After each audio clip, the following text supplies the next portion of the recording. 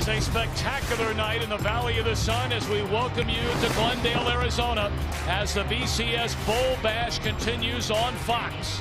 In this sensational first-year venue, Boise State tonight steps onto the national stage, playing the role of David, trying to take down Goliath. Boise State for the win. They hand it off to Johnson. Boise State has won the Tostitos Fiesta Bowl. Can you believe it? Live from Chatterbox Sports Studios, it's Off the Bench with Thom Brennaman.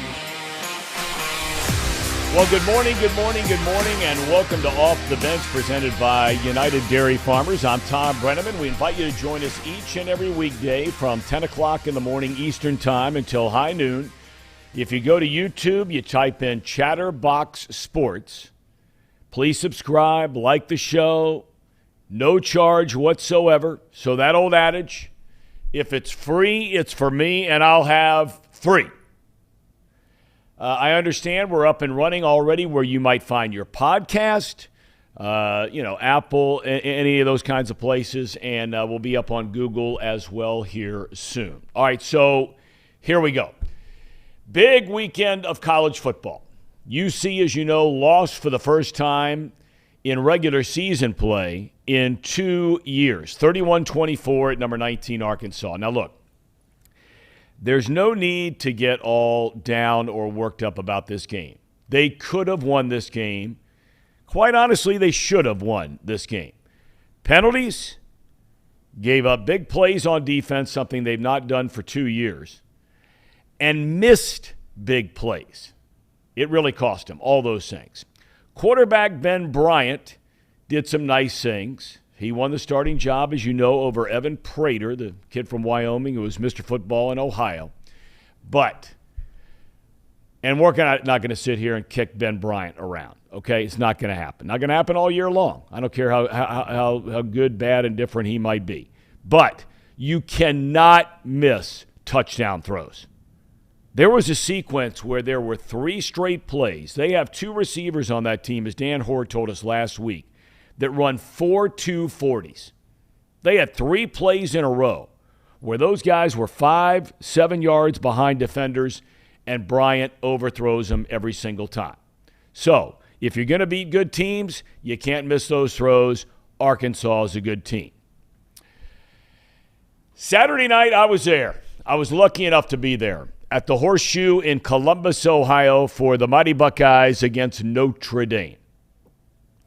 The setting was just incredible. I mean, weather was great, stayed away from the rain, not an empty seat in the entire house. Now we know Ohio State's high-octane offense, they were the highest-scoring team in college football last year, never got it rolling, as many of us, me included, expected. But that will certainly not be a problem moving forward. They just have too many weapons, too many great players for that to happen. But what they did do, okay, which they did all the time under Urban Meyer. Whether you like Urban Meyer or not, it's irrelevant, okay? But people who played against Ohio State and against Urban Meyer will always tell you his teams would shove you around and punch you in the mouth and put their foot on your throat and never let you breathe. With Ryan Day, they haven't done a lot of that. They've won a lot of games. They're 35-4. They've only lost 1 game in the Big Ten. But they don't smash you. This was a smash-mouth defense power run game victory for Ohio State. And a lot of people feel like this was more impressive a win than had they thrown up 52 or something like that and won by 35. And by the way, local ties. Congratulations to Cincinnati kids Xavier Johnson and Mayan Williams. Johnson's an amazing story. 3-star recruit, could have gone a lot of other places, Mac school, that kind of thing. Walks on at Ohio State. He's from Summit Country Day. He caught his first career touchdown pass. It was the one that gave him the lead, and he was replacing Jackson Smith and Jigma, who had been hurt earlier. And then there's Mayan Williams, kid from Winton Woods High. This kid had a phenomenal rookie year last year in the shadow of another freshman running back, Travion Henderson. But down the stretch on that game-sealing drive, he scores a touchdown, runs for nearly 90 yards. Mayan Williams is a force that rarely is a guy talked about on that Ohio State team. Footnote, by the way, for Notre Dame. And there are a lot of Notre Dame fans here in town. That's a good team. They came to play, which says a lot about the former Buckeye linebacker, now their head coach, Marcus Freeman. If that quarterback, who was making his first ever start in front of over 105,000 in Columbus, if he can just continue to progress, watch out for Notre Dame. That's a better team than I thought they would be. Meanwhile, Alabama and Georgia lived up to all the hype, right? Pair of blowouts. The Bulldogs demolish Oregon. And I got to tell you, why do these people continue to rank these Pac-12 teams so high in the preseason? I know Oregon went to Ohio State last year and won. I understand that, and good for them. But they look like a high school team in that game. I mean, how do you go to Georgia and get beat? What was that final? 49-3. So you couple that loss with Utah, right? I had them in my top 5 last week, Utah. That's why we did it before the season started, right? Utah throws a pick right at the end of the game in the end zone at Florida. And so what that means is you can pretty much phone in already. Not a guaranteed yet because it's only one weekend. But you can pretty much phone it in that this will be another year where the Pac-12 does not have a team in the college football playoff, and I'm not buying USC yet. It won't be long, but not yet. The Pac-12 has not had a team in the college football playoffs since 2016. Huh. All right. The countdown is on, as we know, for the National Football League. I wish we could hit that music. Bum, bum, bum, bum. Boom, boom, boom, boom. Right. Here we go. Bengals hosting the Steelers. You may have seen the news. Kind of weird news, by the way, about the Steelers.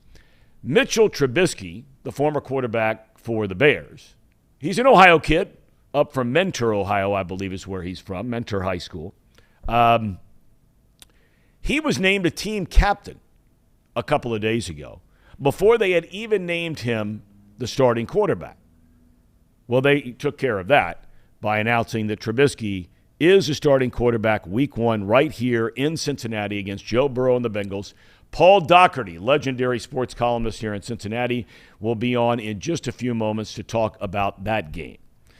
The season actually begins on Thursday night, and what a great game from the get-go. Buffalo, chic pick for everybody to win the AFC. We're going to be giving our picks for division titles and playoff teams on Friday, so Casey and Brandon better get ready for that, along with our regular game picks.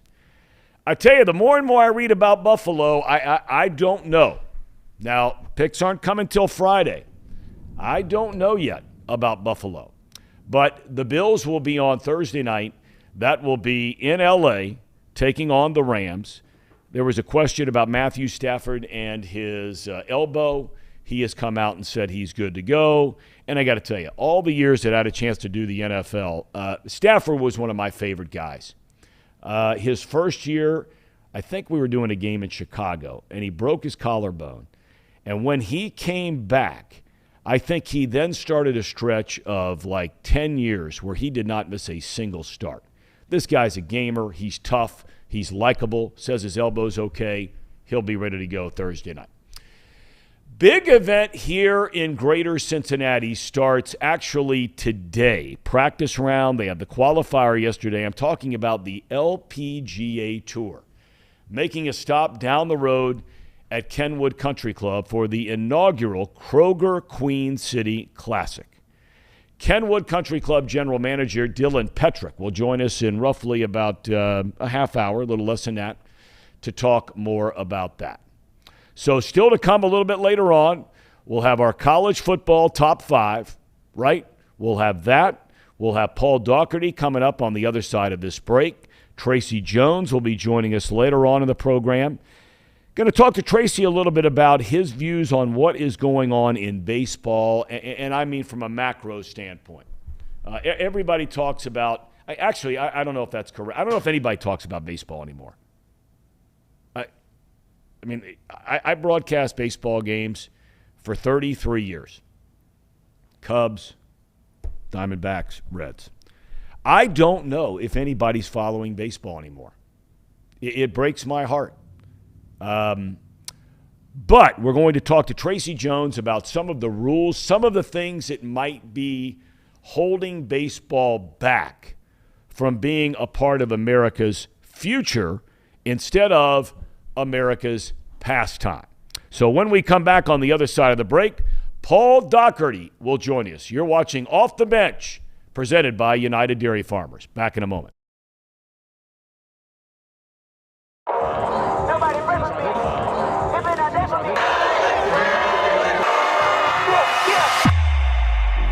The time is now. Football season is back here in the Queen City, and Week 1, St. X versus Dakota West. DJ Train here with Chatterbox. It's about to go down. It's our kickoff of our official tour. Every Friday night you'll see us. Let's go.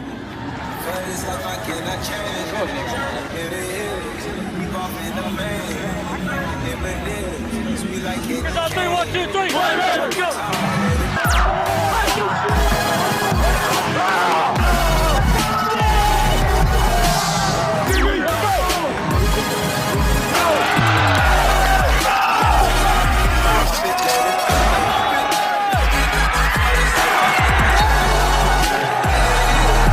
Man, I'm telling you, this game is going to come down to the first guy that says I'm had enough. That's all I'm going to say.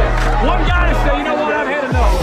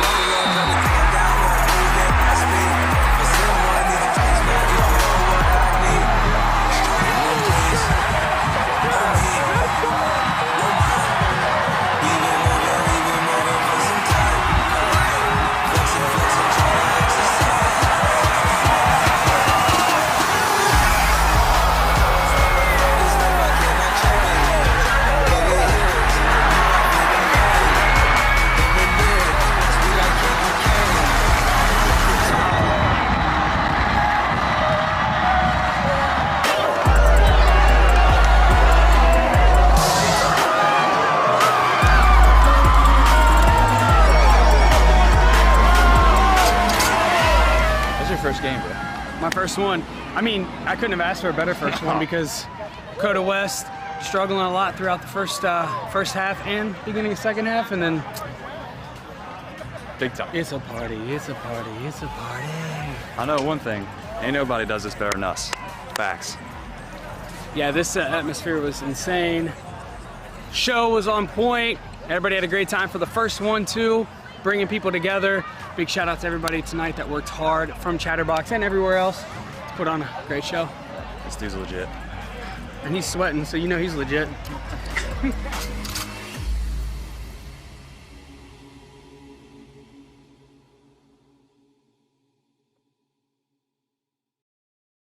Back to Off the Bench, presented by United Dairy Farmers. A pleasure to be joined each and every week by a legendary sports columnist from here at the Cincinnati Enquirer for many, many, many years, 35 years, if I'm not mistaken.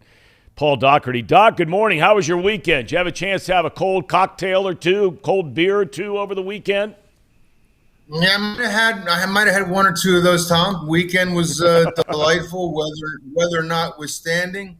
Got soaked doing my job at Hickory Woods, washing down carts on Saturday morning.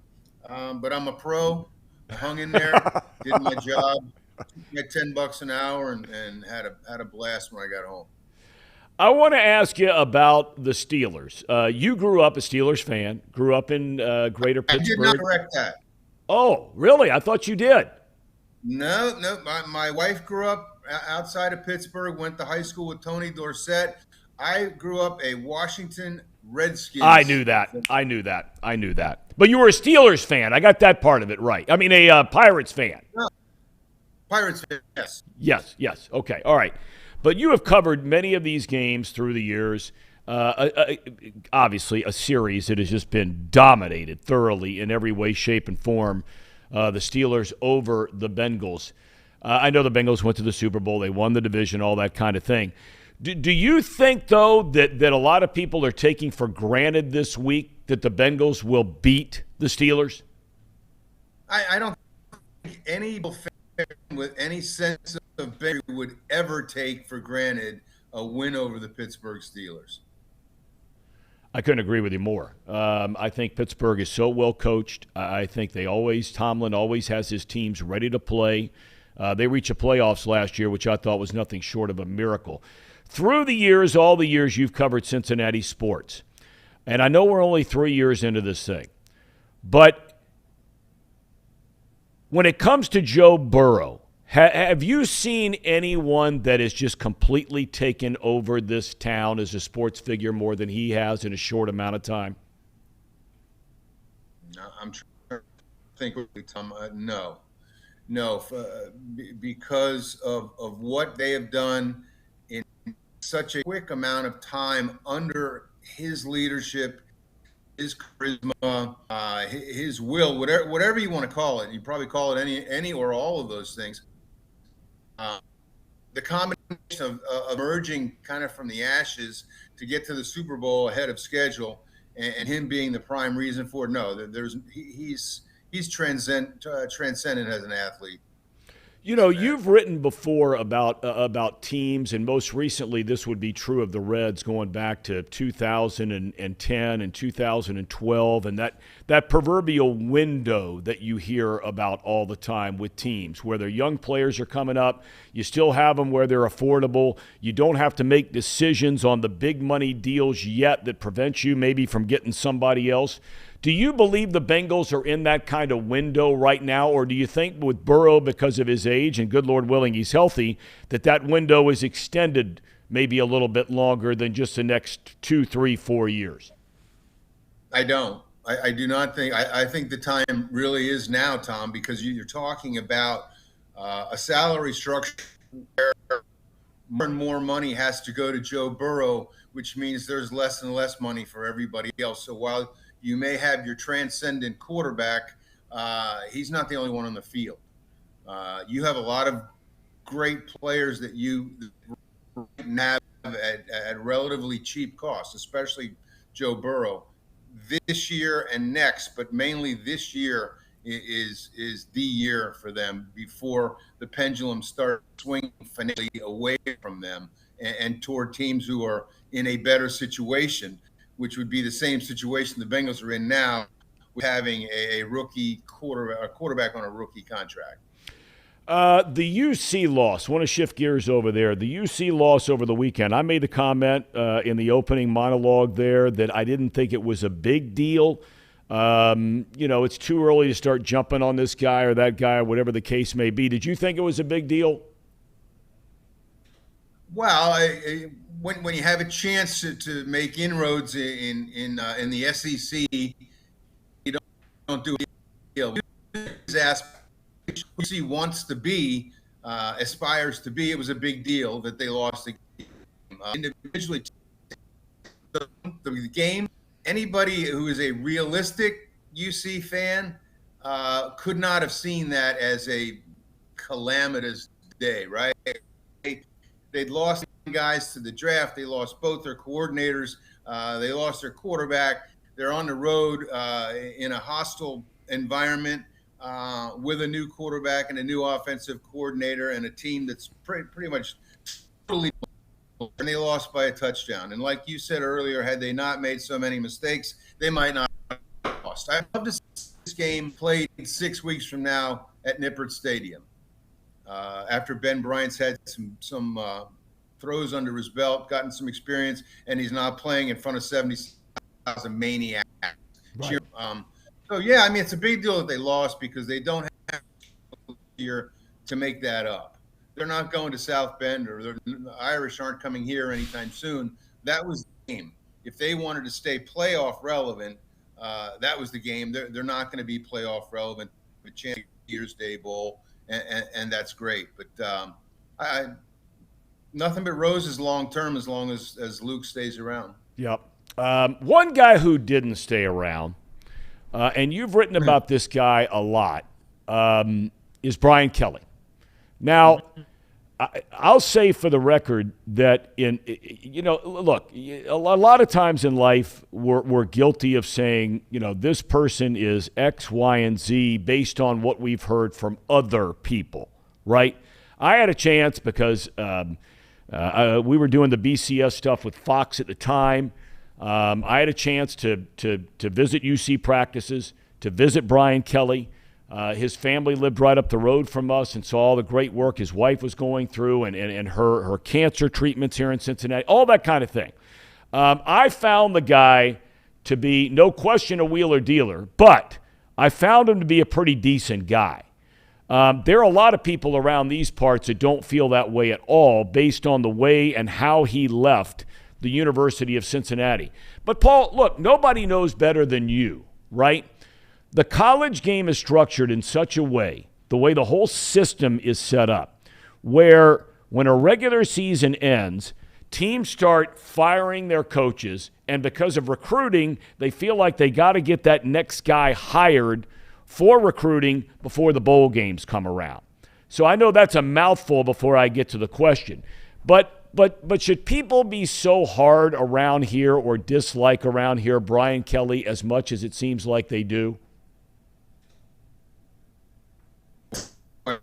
My heart say, hell yeah, they should, because of what he did to you in 2009. He repeated it in Notre Dame last winter. My heart says he's a snake in the grass. My head says no, he's a snake in the grass who is a product of a system that rewards snakes in the grass. If college football, if the NCAA would be serious about not having repeats of Brian Kelly ditching two teams that were on Destiny's door, they could do some things. They could say, you want to hire a guy before he's done with his former team? Great, you hire him, and you're banned from the postseason for 3 years. No bowls, no playoff, no nothing. You can't. If you want to do that, you can. You can't play in a bowl game or in a Final Four game, or what's soon to be a Final 12 game. They could make the financial burden so heavy that school twice doing that, getting a pass. The NCAA is getting a pass. Guys like Brian Kelly are who they are. We all know that, but he's not getting a pass. And I'm not a big fan of what he did at Notre Dame or here at UC, but I understand he's proud of the environment. Until they change the environment, you're going to keep having guys like Brian Kelly, because people think he's a snake in the grass, but I'll give you 95 million reasons why he doesn't give a damn about that. Yeah. I'm curious, and I am one of the people who very much believes, even though I thought they were very impressive. I made the comment, I went up to the game on Saturday night. I thought Notre Dame and Marcus Freeman were really, really impressive. But at the end of the day, they just got out-muscled a little bit near there at the end. But I firmly believe, because of the academic restrictions that Notre Dame still does have, and I'm not saying they're on some big pedestal because I don't put them up there, but they do require some certain academic level that in a lot of other schools it's not there, and it keeps you from getting player X, Y, and Z. At LSU, I think Kelly's chances now are much greater to get that player X, Y, and Z. Do you think Brian Kelly wins a national championship at LSU? I think if he stays long, he'll still play. I don't know if he'll win one, because the little school in Tuscaloosa say about that. Brian Kelly is the coach, or has the program yet that Nick Saban does. If it's not Nick Saban, it's Georgia. And any other conference, I would say he'd have a much better chance. As long as he's got to get through Alabama and Georgia, win it all. I think it's a tall ask. All right. Well, Doc, I know you got to get to work, although I got to tell you, up here in Hamilton, it is pouring down rain. So I don't know how many golfers you're going to have out there, how many people are going to be riding around in a cart. The rain can wash a cart for them today. Yeah, I know. It's not raining here yet, but it looks like it's going to. But see, I'm a dedicated cart bum. I show up and shine the U.S. mail, right? Right. I take this job seriously. You think the last job I had as a sports columnist in Cincinnati Enquirer was something I took seriously? No way. That was playtime compared to hosing golf, brother.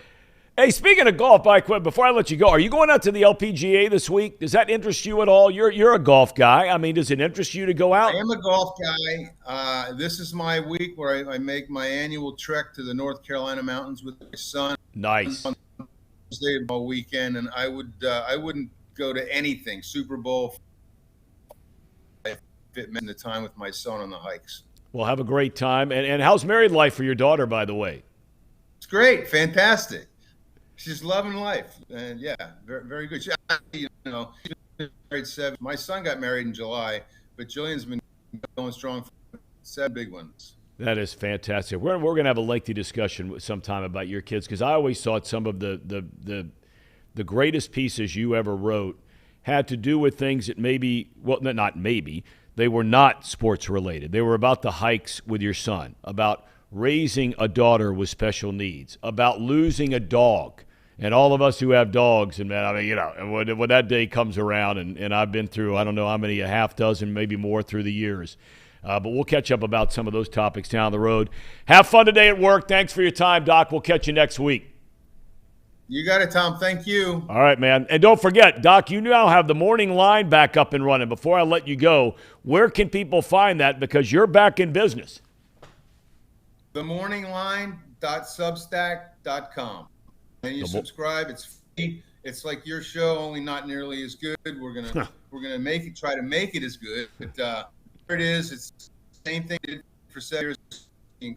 We're gonna try to refine it, add a few things, make it better than it was. But for the moment, it's very free and very available. Themorningline.substack. Awesome. We'll check it out. All right, Doc, have fun at work today. Have a good day. Don't know how many golfers are out there today. We'll catch you next week. You know, it's interesting to talk about the whole Brian Kelly thing, because the way that LSU lost that game the other night, it looked like they were going down for the score to tie the game, and then they didn't, right? Then they somehow get the ball back, and they go all the way down the field, and in the final play of regulation, they throw a touchdown pass, and everybody, even television, and this is a lesson that I had to learn the hard way, and if anybody else is out there watching that wants to be a broadcaster or wants to be in the production of telecast, David Hill, the legendary president of Fox Sports, when we started back in 1994, he put together a little handbook, production handbook, and an announcer's handbook. Only had about 8 pages. Wasn't overload. But the thing was, it was always in baseball, the next pitch might be the most important pitch of the game. Football, the next snap could determine the winner and the loser. Everybody was so focused on showing the guys celebrating on the sideline and showing the quarterback who took him down the field that all of a sudden it was just like that, and you missed the block point after. You didn't miss it, but you weren't teed up for it. Everybody assumed that was going to be automatic and that this game was going to overtime. Well, we know what happened. The extra point was blocked, and LSU loses in Brian Kelly's debut. All right, later on, we're going to have Tracy Jones on the program. Coming up next, though, I mentioned the LPGA Tour is in Cincinnati. The Queen City Classic, presented by Kroger, begins, well, I was going to say begins today, but this rain, it is pouring down, at least up here in Hamilton, Ohio. Now, Doc lives closer to where Kenwood Country Club is. He says it's not raining there. But when we come back, Dylan Petrick, the general manager at Kenwood Country Club, to tell us about everything going on, how you can come out and watch, where to park, all those kinds of things when we come back. This is Off the Bench, presented by UDF. I know one thing. Ain't nobody does this better than us. Facts.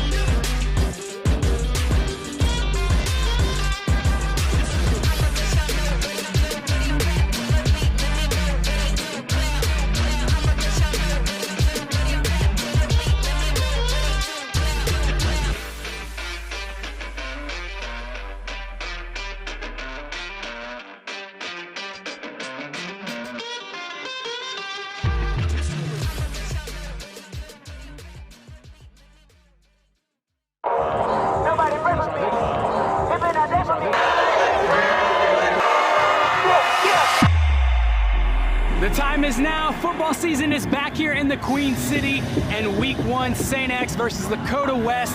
DJ trained here with Chatterbox. It's about to go down. It's our kickoff of our official tour. Every Friday night you'll see us. Let's go. Here's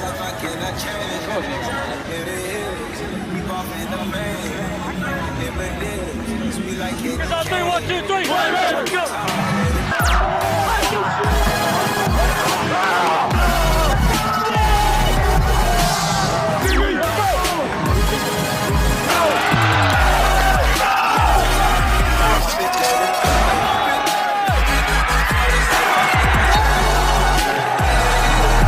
Man, I'm telling you, this game is going to come down to the first guy that says I've had enough. That's all it's going to say. One guy to say, you know what, I've had enough.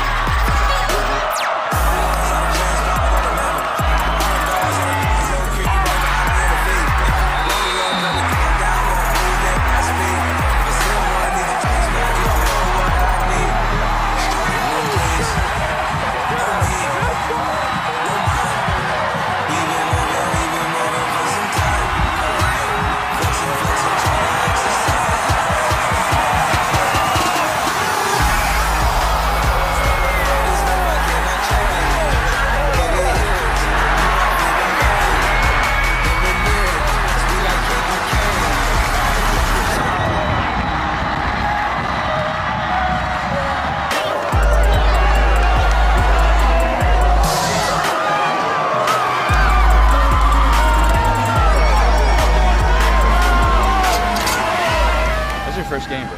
My first one. I mean, I couldn't have asked for a better first one because Dakota West struggling a lot throughout the first half and beginning of second half, and then Big time. it's a party, it's a party, it's a party. I know one thing. Ain't nobody does this better than us. Facts. Yeah, this atmosphere was insane. Show was on point. Everybody had a great time for the first one, too, bringing people together. Big shout out to everybody tonight that worked hard from Chatterbox and everywhere else to put on a great show. This dude's legit. And he's sweating, so you know he's legit.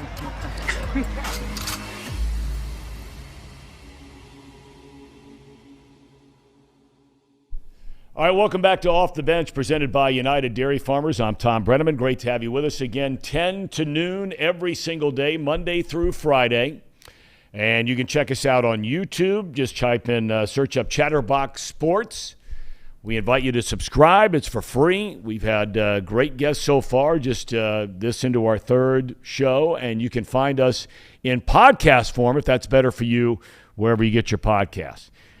We talked about this week a great event which begins, I guess technically it opened yesterday with the qualifiers, a lot of practice rounds for the ladies today. Tomorrow a big pro-am out at Kenwood Country Club. Then the tournament starts. The Kroger Queen City Classic begins in earnest. Stop on the LPGA Tour right here in Cincinnati on Thursday. And a pleasure to be joined from the Kenwood Country Club, their general manager, Dylan Petrick. Dylan, I hope you're doing well. I would imagine you probably need to set up a cot or a bed in your office as much time as you've been spending there getting ready for this tournament. Yeah, absolutely. Thank you so much for having me. We're averaging about 3 hours of sleep right now. So quick turnaround and right back at it. But it's going to be an amazing time for the players, and a little challenging with weather so far, but the forecast for the rest of the week really looks great. So it should be a great time for the fans and the players. You know, Dylan, for those that don't know a lot about course management, okay, and you hire greenskeepers and you hire guys and you pay them a lot of money, and I know you've brought in, and I'd like to hear you address this, you brought in some help to get ready for this tournament. But talk about, for people who may not know anything about it, it pours down rain for 3 or 4 days leading up to your tournament. What does that mean for the course and ultimately for the players in the club? Sure. So rain's going. One of the things about Kenwood and Kendale specifically is we have very wide fairways that we try to keep hard and fast, which so the ball, when it hits the hard fairways or the hard greens, may bounce. So it takes a little bit more precision to keep it out of our rough or our bunkers, which are very, very punitive here at on our Kendale course. So what the rain does is it does two things. One, it softens those greens and it softens those fairways so the ball sticks and you don't get roll.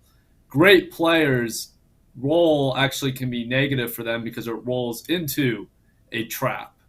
So we're not going to see as much roll early on, so we're not seeing as much carry. At the same point, what is helping is the rough is growing longer and longer and longer because we can't get out there and cut it in these conditions. So when it does make it to the rough, it's 4 to 5 inches deep right now, and so it can be quite punitive. But it's tough. We can't roll greens. We can't get out there and mow right now. We did one mow this morning, and then we picked up a 10th inch of rain. And it's raining again right now at Kenwood. So it's going to be a fun opportunity and a little bit different for both the players and our staff. How did this whole thing come together, Dylan? Because there was a time many, many, many years ago where Cincinnati hosted an LPGA event. Heck, there was a time Cincinnati hosted a PGA event. How did this whole thing come together for Kenwood? So it's been interesting. I started at Kenwood in late December 2019, and my first week here, people were whispering about this event coming to Kenwood, and frankly, it was all unfounded rumors at that point. Late May of 2021, we were approached by a gentleman, Thom Kempton, who's a local businessman, who had a dream of putting together this tournament. We were very polite with Thom, but we basically said, until you have some sponsors in the room in the LPGA, this probably isn't going to work at Kenwood. We're full. We've got a busy schedule. Fast forward a couple months later, he calls back and says, let's do a meeting. And by the way, I've got the LPGA, Kroger, and Procter & Gamble in the room. Well, now all of a sudden, we know what's happening in Cincinnati, and we believe we are the best place for that tournament, not just our course, but also the size and scope of our operation and our club. And one thing led to another. They tied into the program a ladies leadership event, which was very important to us as well as Kroger and Procter & Gamble. So that's how we came to, and we're thrilled to have them here. It really happened quickly once they had the sponsors on board.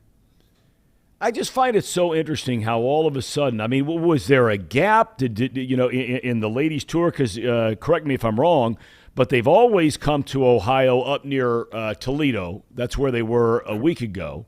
Does somebody have to lose a tournament for Kenwood and Cincinnati to gain the tournament, or was it an idle weekend that all of a sudden they said, hey, let's plug this thing in here. This is going to work great. So generally what happens is sponsorship, just like any other sport in PGA and LPGA, is going to drive tournaments. So the opportunity to have these two large sponsors involved, in reality, we're picking up a tournament in terms of this. We're kind of the inaugural expansion league, you might even consider it. They have the opportunity to change the schedule each year. We knew our schedule was locked in. Toledo moved a week earlier, which we think helped us this year because it allowed the player who was in Toledo to make the 4-hour, 3.5-hour drive or quick flight down to Cincinnati. And that's why we think we have a great field.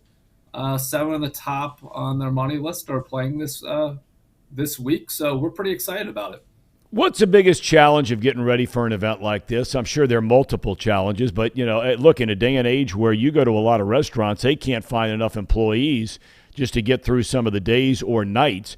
I know you guys have done a fabulous job with your staff there and getting people and keeping people. But is that been the biggest challenge, the number of people you have working the event, or is it something else entirely? I think for us, the biggest challenge right now is there's a lot of different parts. If this was just a Kenwood event, we know all the pieces and the operations and how to do it. But when you add in the LPGA and you add in Kroger and you add in P&G and you add in the Excel management, we're all learning to work together for the first time as well. In Kenwood, we might be the powerhouse country club, and this is how we do it. You can imagine Kroger, P&G, the LPGA, they all have their ways of doing things as well. So a lot of this year is about getting to know each other as partners and how we can work best together.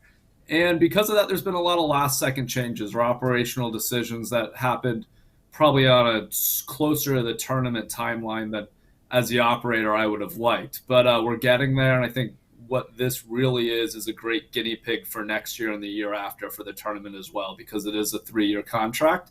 And the goal is just to improve every year. We're lucky at Kenwood. We have a great team. We have over 300 employee partners working this event. We have about 30 or 40 other volunteers from other clubs that are giving up their time to be here. And then there's over 700 volunteers as well working for Excel Management and the LPGA, including about 150 Kenwood members. So great support throughout the community and just working through some logistics of getting to know our partners. All right, help me, Dylan, for people out there who want to know how they can go, where do they get tickets, and then clearly where your location is. I mean, for your day in and day out operations for your members and so forth, there's plenty of parking, but for an event like this, where will people park? So let's start with the tickets. First of all, what's the easiest? Can you just walk up to Kenwood, and if you get dropped off and buy tickets, or you got to do it ahead of time? How's it work? So Queen City LPGA is the website, queencitylpga.com. And that's going to have all the information as well as the opportunity to buy tickets. It's also going to show where parking is. Different ticket packages have different parking areas. Ensemble Health is for the general public. But if you go to Queen City LPGA, you can buy your tickets, you can buy your parking passes. You can show up, but you can't park at Kenwood. So buying a ticket and not being able to park here is probably not something you want to do. So go on to Queen City LPGA, purchase your tickets there. There are some select Kroger retail or select Kroger outlets that are selling tickets as well. We're expecting well over 50,000 people throughout the 4 days. Even with the Bengals playing on Sunday, we expect a good turnout. So absolutely, queencitylpga.com is where you want to go for all your information. You took the words right out of my mouth. The last thing I was going to ask you about, Dylan, and that being that, college football has started and all the interest there and, UC, Ohio State, on and on. The Bengals starting their season. Is the tournament locked in for this particular week? What in essence is the second weekend of September, which is always when the NFL starts. Was that ever an issue? Is it an issue? Are you locked into that same weekend moving forward? So we are looking at this date, and the Labor Day weekend this weekend actually works out going into this week well for Kenwood. Our pool season's basically wrapped up, and generally this is when we begin airification. So this was a week that Kenwood also had on its calendar.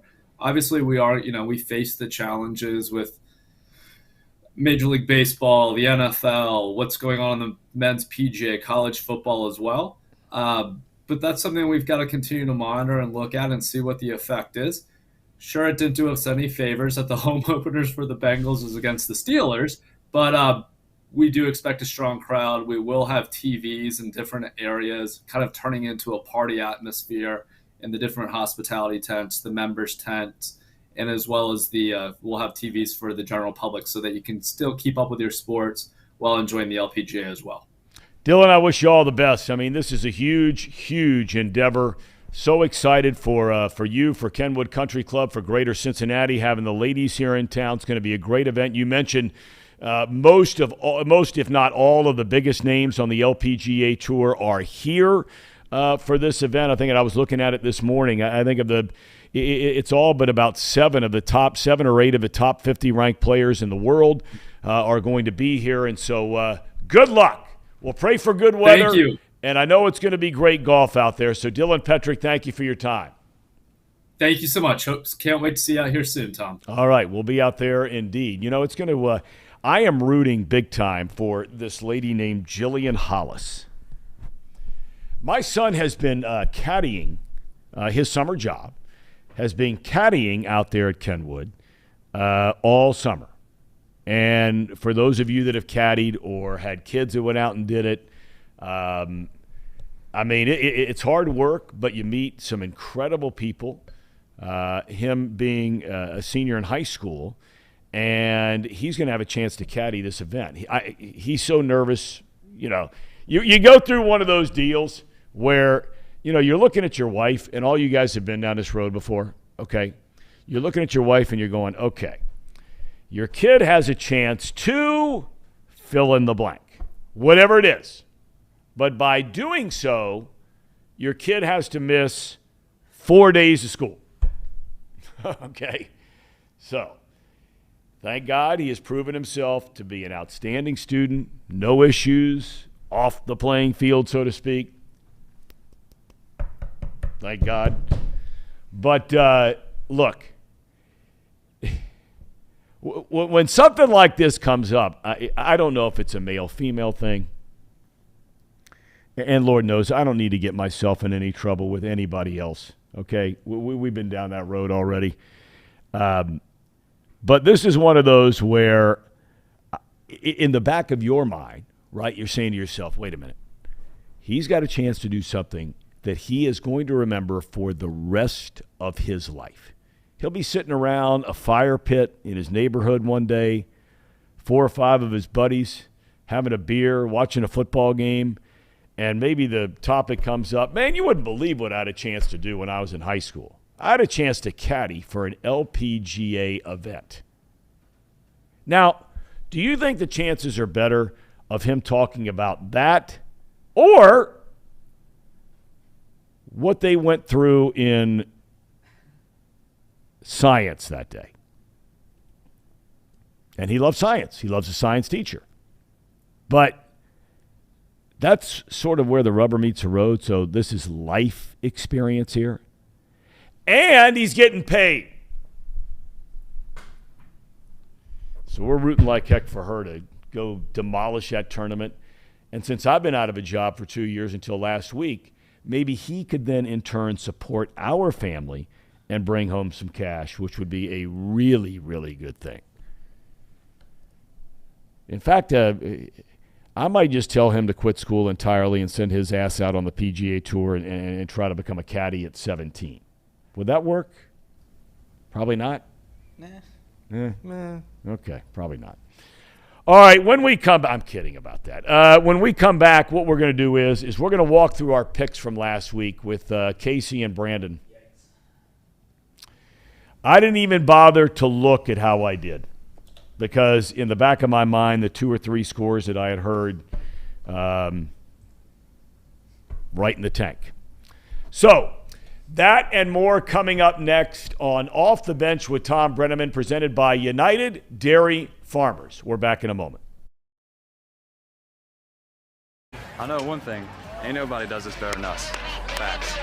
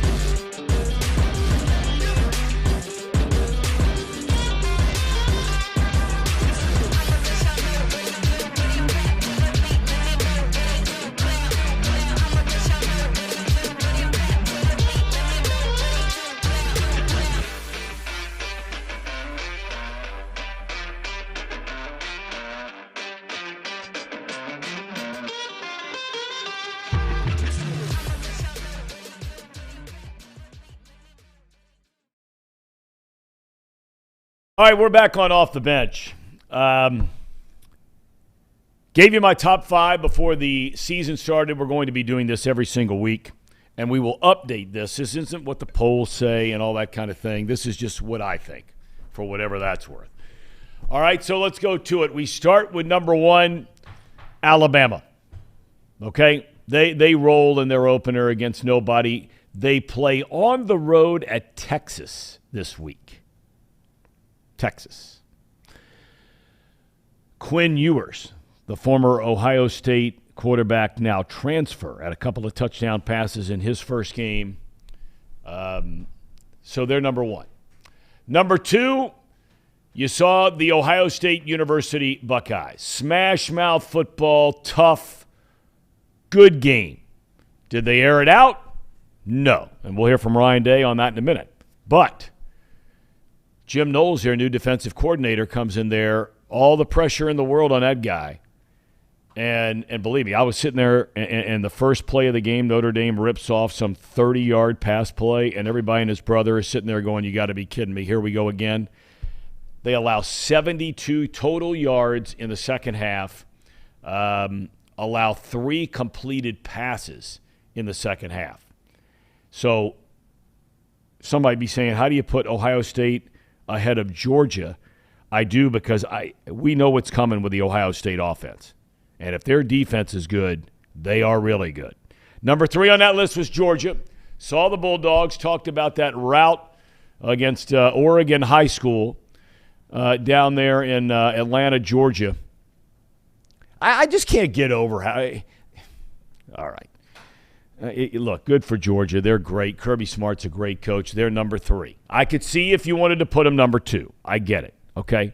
I still go Alabama, Ohio State, Georgia. Now is where things get a little interesting. Michigan rolls Colorado State 51-7. Not that that's any great surprise. But what is interesting is what Jim Harbaugh is doing. He started one quarterback in the opener. The other quarterback starts this week. They're playing against Hawaii. Believe me, the Michigan Athletic Department is not getting any points for scheduling anybody any good out of conference. It's embarrassing. It's embarrassing who Michigan's playing. This is Michigan, okay? I mean, they ought to be playing somebody of note in the preseason, if you will, prior to conference play. They don't, but they're good. Michigan's good, and Harbaugh's a great coach. Number 4. Number 5, I got to tell you, I wanted to go with Notre Dame here because I still believe that Notre Dame, who will play Clemson, my number 5 team today. Clemson rolled Georgia Tech last night. Had to pull away late. I'm not sold on the Clemson quarterback yet. I'm not going to attempt to pronounce his last name. His first name's DJ. We're calling him DJ. But I think when Clemson goes to Notre Dame later this year, I think Notre Dame beats them. And I think Notre Dame's a better team than Clemson. But Clemson won in week 1. Notre Dame got beat at Ohio State.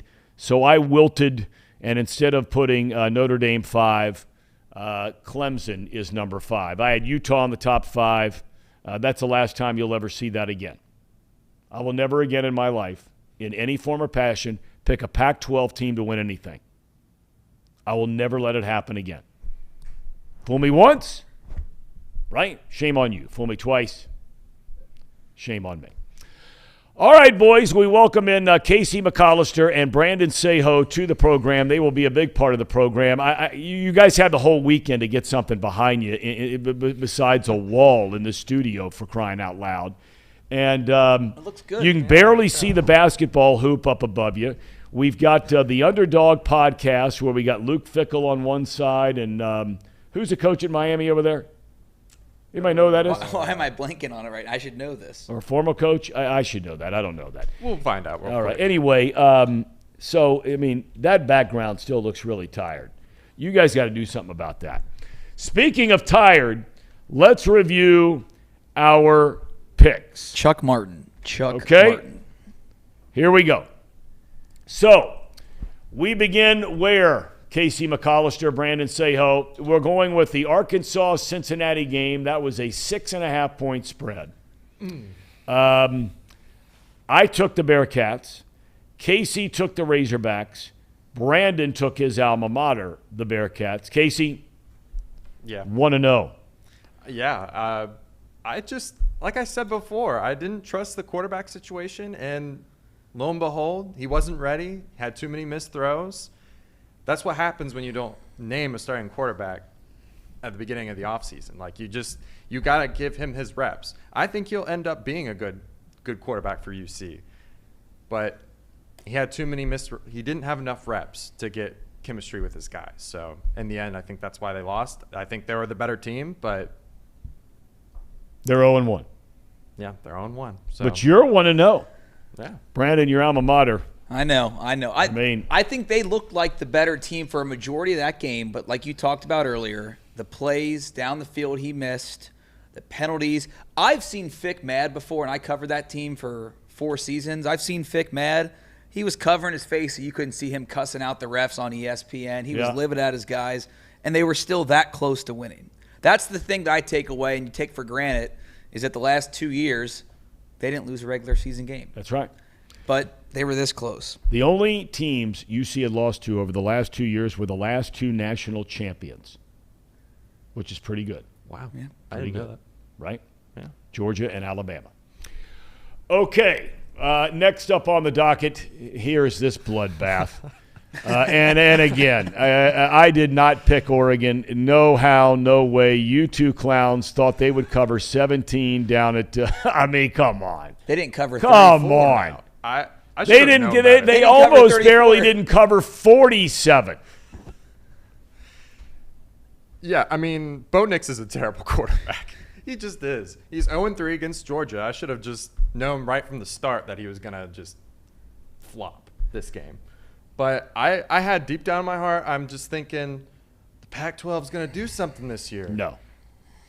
I'm not doing it again. Now, write them off. Those 2 losses Florida and Utah was a much closer game than this one. But Oregon, like you said, it looked like Oregon high school. I mean, I think Lakota West could go out and give Oregon a run for their money.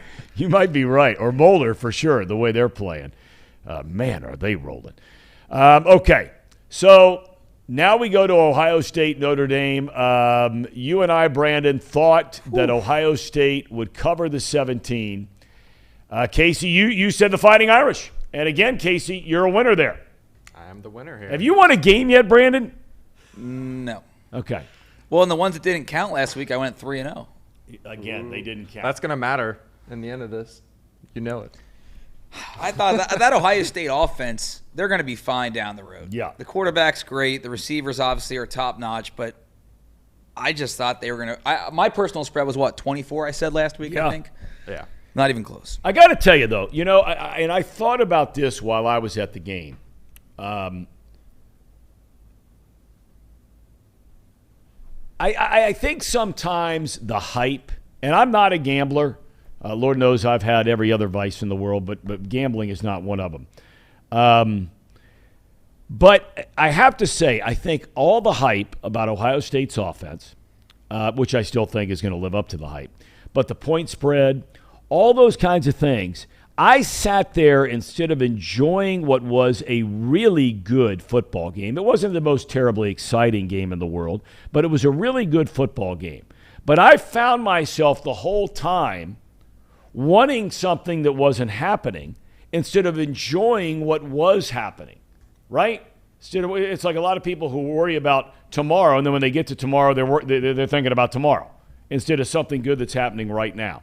I wish I'd have sat back and enjoyed that game a little bit more. I finally was able to once I realized they weren't going to cover, they being Ohio State, and that those last two drives were the touchdown pass to Xavier Johnson and then watching Mayan Williams from Winton Woods High just bulldoze people there on that final drive, and that was good football. It was fun to watch. All right.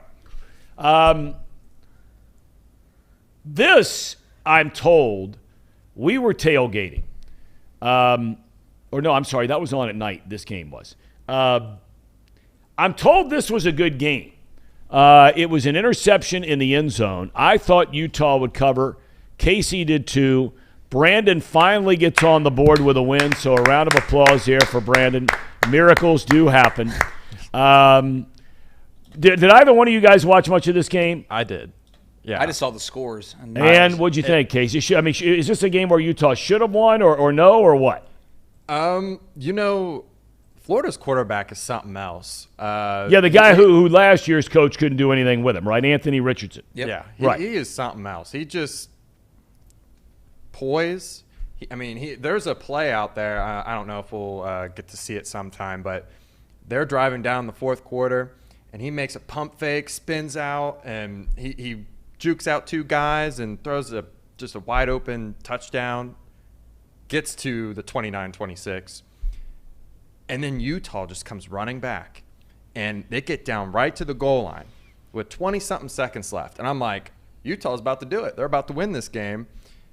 And I just couldn't believe it. It just seemed like, I don't know, it just seemed like Utah just kind of choked all of a sudden. They were in position to win the game. I thought they were going to win the game. They were right curse. there. But, yeah, honestly, I'm starting to believe the Pac-12 curse after that game. Oh, yeah. Because, they were right there. Well, and they should have won the game. They've got that running back from UC that was there a couple years ago, Tavion Thomas. He's a big reason why they beat Oregon last year, right, to help UC get in that playoff. Yeah, and he was a big reason why they were still in it. He was doing a great job, getting downfield there for the final drive and just – yeah, I don't know. Well, they're very well coached, Utah, and they're really excited about the new coach down there, Napier at Florida. He comes from Louisiana where, he builds up that whole thing into a powerhouse. And so the Florida Gators should be good every year, though. We've talked about this. That's a program that since Urban left, they haven't done anything, and they've gone through 2, 3, 4 coaches, whatever it is. Maybe they got the right guy now. Okay, next up on the docket. We had Kentucky straight across the board. Did they cover? They covered. All right, because it was tight early, right, against Miami? Yep, it went back and forth a little bit. Okay, good for the Wildcats under Stoops. They got a good team. All right, so we all picked Kentucky to cover in that one. And not the Ohio State, the Ohio University, since 1804, America's oldest university west of the Allegheny Mountains in Athens, Ohio. Are we going to hear this better known every as week? A-Town. They can hear me from there right now. Every week. And Ohio University wins, but they didn't cover, right? No, and our next graphic's going to show that we actually won that bet. But I thought it was a 3-point spread, but they were really close. They're really close. I mean, it was a high-scoring game. Well, they go to Penn State this week. So I don't know how much I like my chances. If Frank Solich was still the coach here, I'd give him a fighting chance. I don't know about the Battling Bobcats this week. At Penn State, that's on ABC at high noon this coming Saturday. All right, so does that get us to our total? Yeah. Think it's coming. Here we go. Here we go. Really good. Ooh. All right. Only one game off the pace. So a reminder, here's the deal. Whoever has the best record at the end of the year, and we will be doing college and pro picks on Fridays. So whoever has the best record at the end of the year, we will donate money to the charity of the winner's choice at the end of the year. Casey at a very mediocre 3-3, but it's good enough to be in first place moving forward. We got to start thinking about what our games are going to be for this week. We haven't talked about that yet as far as what college games. I think that Alabama Texas game has certainly got to be one of them. Bama's favored by 20 in that start. 20? Hammer it. Texas is not back. I'm with you. Texas is not back. I'm with you. But it's early. We're not committed to this yet. So we've got that. We have what was the other one? We got to pick every UC game. That's going to be a big spread. We got to pick every Ohio State game. That's going to be a big spread. I think we go USC and Stanford. USC won its opener under Lincoln Riley over the weekend. Stanford, David Montgomery has been there. You know, that reminds me of a topic that one of these days we're going to get into with Brian Billick, and that's David Montgomery. I don't know David Montgomery. Obviously, first-class guy, and I think everybody would universally agree, a great football coach. Great coach.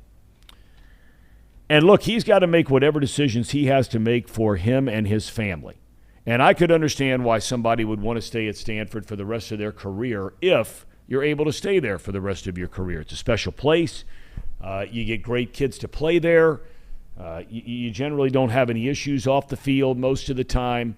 The environment, the facilities, everything is terrific. But, you know, there was a time after he had put together a couple of really good years in a row where they went 10-2, 11-2, got to a Rose Bowl, played in some big bowl games, where he was all the talk of becoming a head coach in the NFL. He decided not to do it. And everybody and his brother was beating down his door, including the Philadelphia Eagles. They wanted to name him the head coach. And he decided to go ahead and not do it. My only question would be, what if Stanford has 2 or 3 bad years in a row? Right? And all of a sudden they decide, you know what, we need a change around here. And he decided not to explore these not to say they don't exist down the road, but most of the time you're not going to get hired when you're doing one of these as opposed to one of these, which he was doing not too long ago at Stanford. Tie a ribbon around a couple of these UC and Ohio State games over the weekend. Luke Fickell was asked about his reaction to playing down in Fayetteville and suffering a tough loss on Saturday. Here's Coach Fickell. That's a really tough one. Nobody likes to lose, and you know, it's not something you can ever get used to. We've been very fortunate in the past, obviously regular season-wise the last couple of years. But nonetheless, this is an incredible learning experience. This is a growing time and an opportunity for us as a team as we continue to find out and figure out and develop who us really looks like. So I don't want those guys and myself or any of these coaches to hang their heads. I thought, we found out a lot about ourselves, about our fight and our toughness. We just didn't get it done. Didn't play well enough on both sides of the ball to get the job done in a tough environment and against a really good football team. So. But this is how you figure out who you really are. How do you not love that guy? Seriously. How do you not love that guy? No excuses. No nothing. We didn't get the job done. But we do have to learn about who we are with Desmond Ritter not here anymore, starting at quarterback, won 44 games over the last 4 years. Third most, I believe, in Division 1A college football history by a starting quarterback. You're going on the road. First start for the new guy. I know he started a couple of years ago before he transferred, started a game for Ritter, but he's a brand new quarterback at UC. And, I love the word toughness because that's really what Fickle is all about. And football is still a violent, physical, tough sport. And you can have all the razzle-dazzle and all the spread stuff and all this sort of finesse stuff and everything else going on.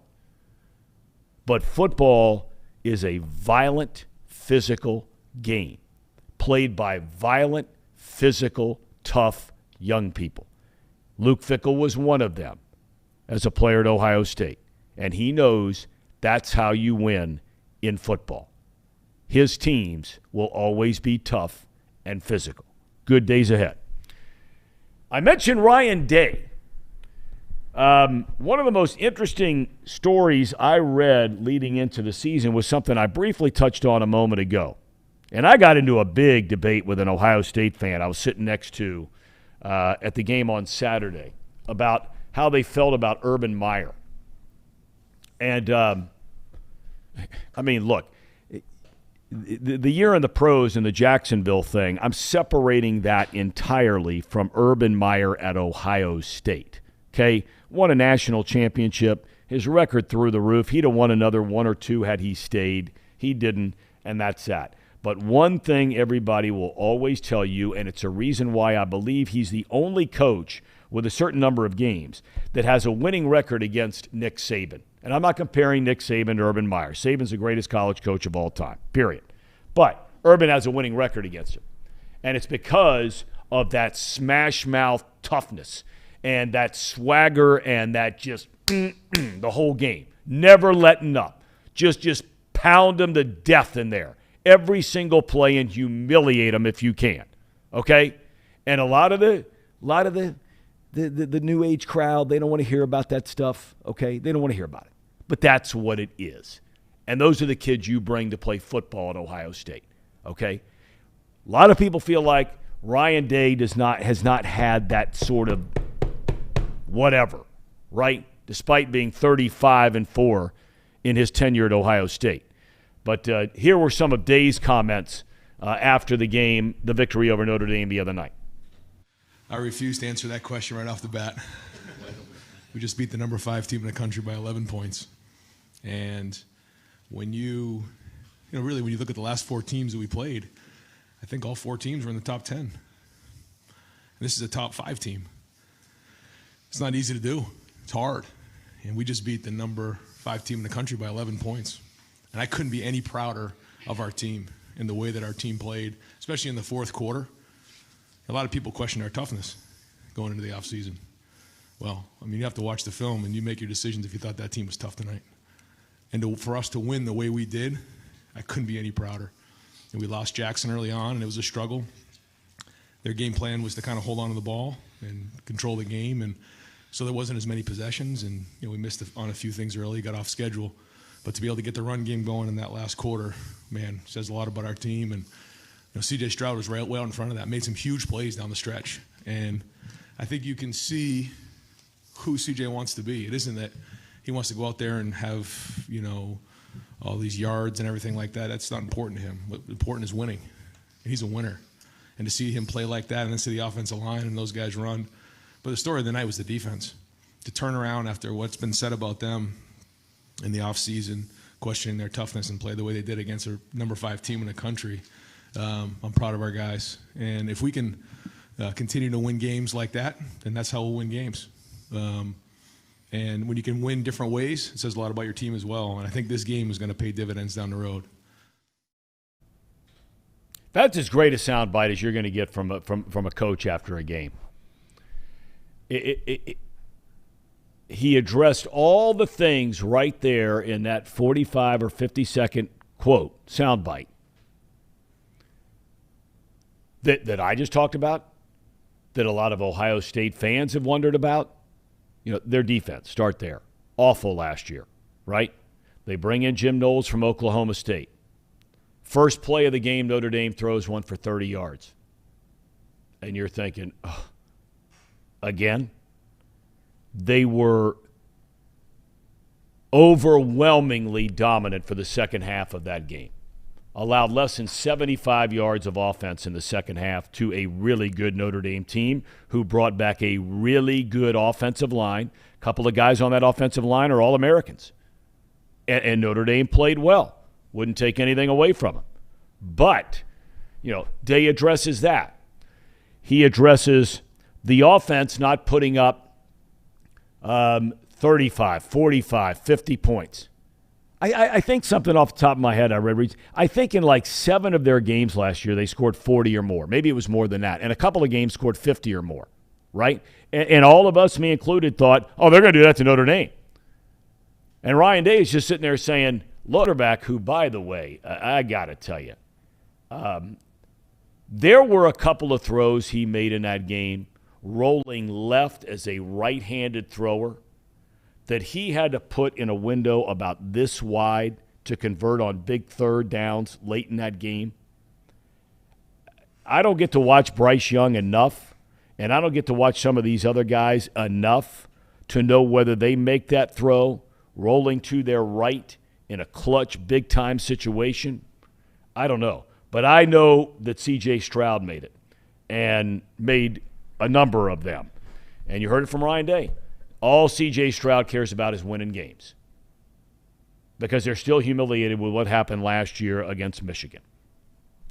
All right, we're going to take a break, and when we come back, by the way, before we go, I want you guys to start thinking now about what our pro games are going to be this week.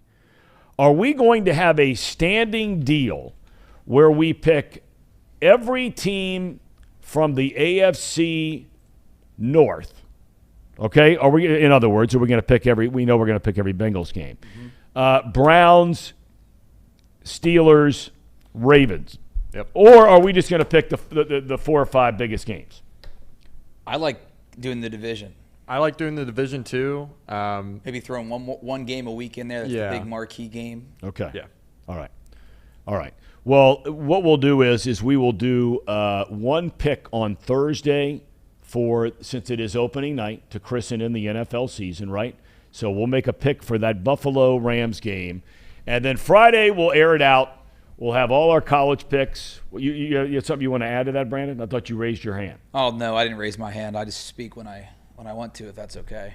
And believe me, when you live in a house with a couple of women and a son, but a couple of women for a number of years before she went off to college, you realize that speak whenever you want. All right, when we come back, the state of baseball with Tracy Jones. You know Tracy. He was a player in Major League Baseball, played for 5 different teams, came up with the Reds, and was a radio personality here in town at WLW for years and years and years. Still does a show, Brennaman and Jones, although he said it's Jones and Brennaman on baseball. But he always has great insight as to all things of the world, not just baseball, but life in general. So Tracy Jones will be joining us here shortly on Off the Bench, presented by United Dairy Farmers.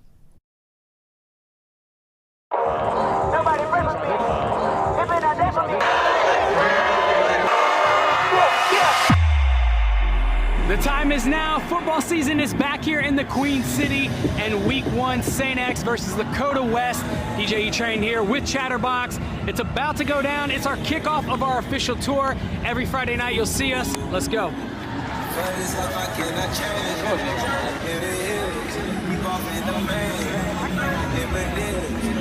Here's our 3, 1, 2, 3. Let's go.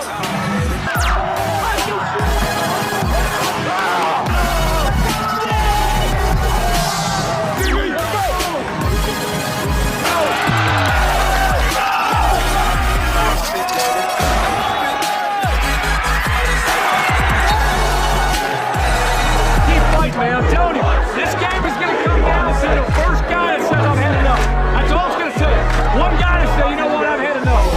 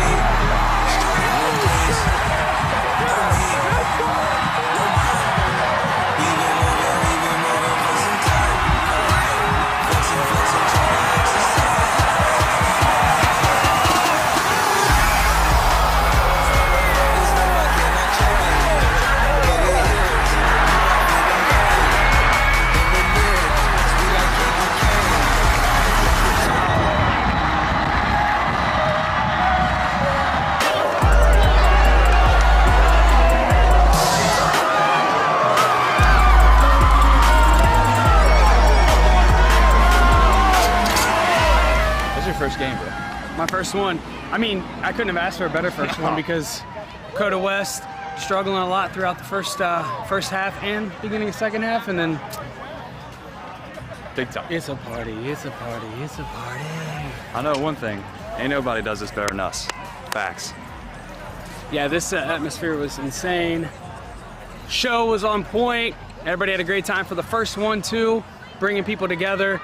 Big shout out to everybody tonight that worked hard from Chatterbox and everywhere else to put on a great show.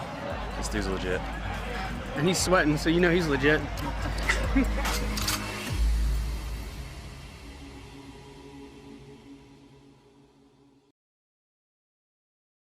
All right, they call it Steelers Week around here.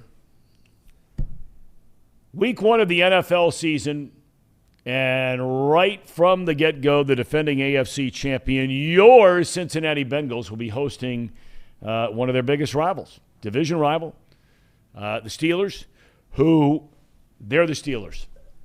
We talked about this a little bit with Paul Doherty earlier. Naturally, when it's a rival, Browns, Ravens, Steelers, whatever. You know, a lot of people around here, they despise the Steelers. I would certainly make the argument that you can despise the Steelers, but how in the world you don't respect the Steelers would be mind-boggling.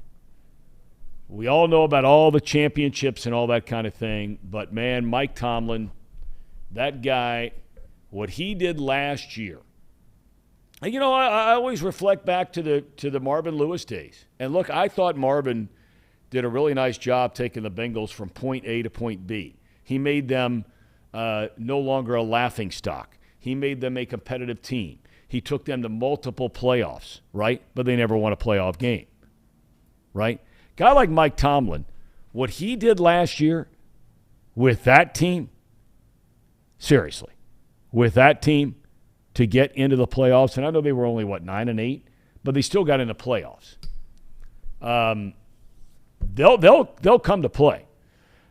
Zach Taylor had his weekly press conference yesterday and was asked about Steeler Week and all that means.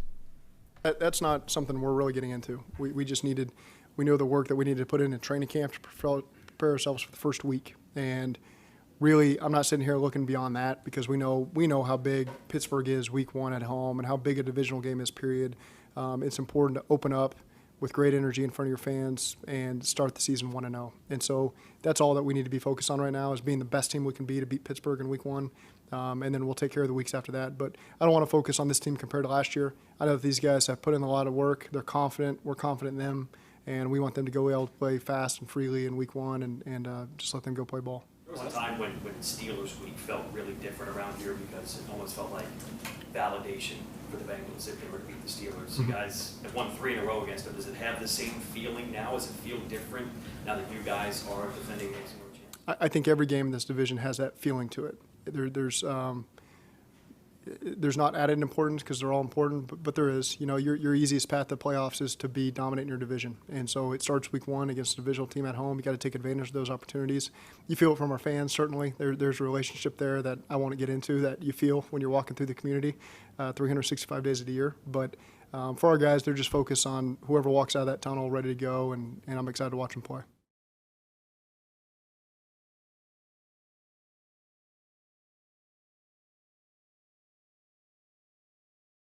Data-centered world with a suite of services from mobile computing to desktop to data center, supporting both centralized and work-from-home computing models to improve efficiency and productivity. Visit Encore.tech, Encore, ENCORE.tech. The path to innovation begins here. One of the great powerhouse companies of Cincinnati, Encore Technologies. All right, Tracy Jones right around the corner. You love him. You can't wait to hear from him. He's next on Off the Bench. I know one thing. Ain't nobody does this better than us. Facts.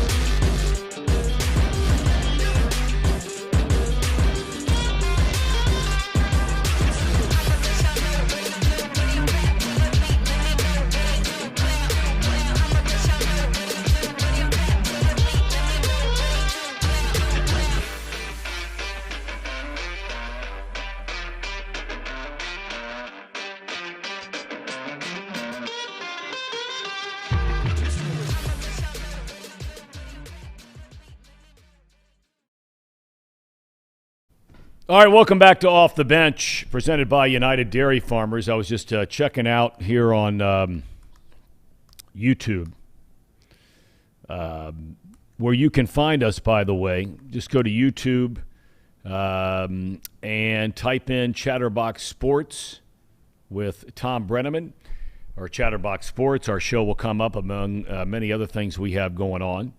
And we're good. Hit subscribe. It's free. So we'd love to have you with us. Steve said, I had no idea you guys were on for 5 days a week. I subscribed, hit notify. It's been a busy day at work today, even though I work from home.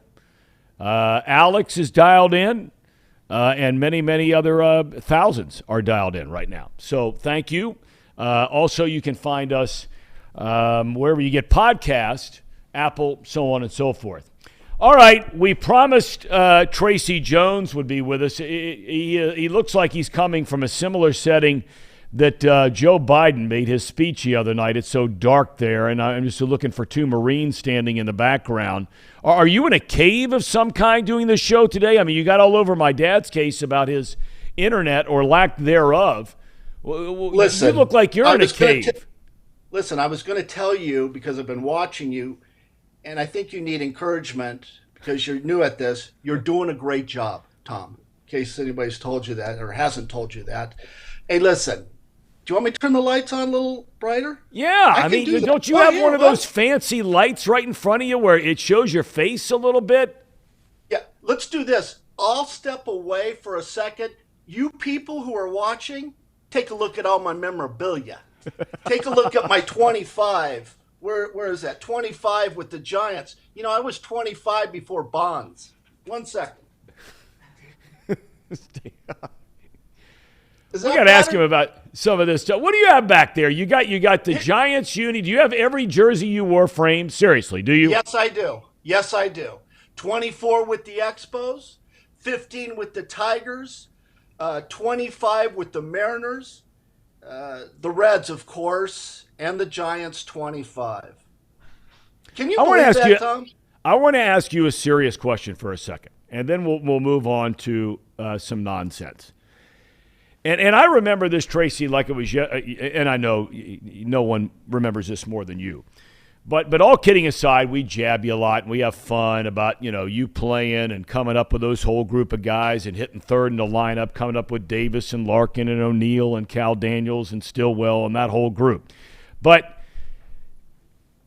you were not going to cover off the ball when you first came up to the Reds. You and Cal Daniels were platooning out there in left field for a while, and, I mean, you're just mashing. I think you were hitting like 330, 340, something. The injury you had in Montreal, right, where you tear up your knee. No, it wasn't in Montreal. Well, I thought it was Montreal. Where was it? No, I had surgery in Montreal. And this, you start bringing up stuff like this, Thom. And you know how I'm always joking around.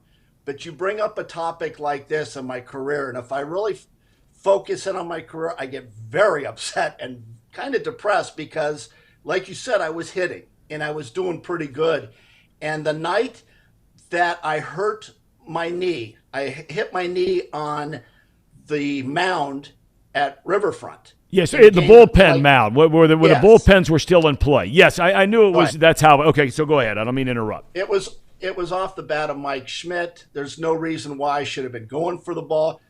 But before the game, and I was platooning with Paul O'Neill actually at the time, and Pete came up to me and said, listen, you're no longer platooning. It's your job in right field. And then I hurt myself, and I was never the same. I never knew that story. Yeah, and I try not to tell it because it's such a bad story, and it's tough. And I know you're probably thinking, Tracy's story is probably a lot like Mickey Mantle's story, right? How Mickey Mantle got I was thinking more Wally Pipp. Yes.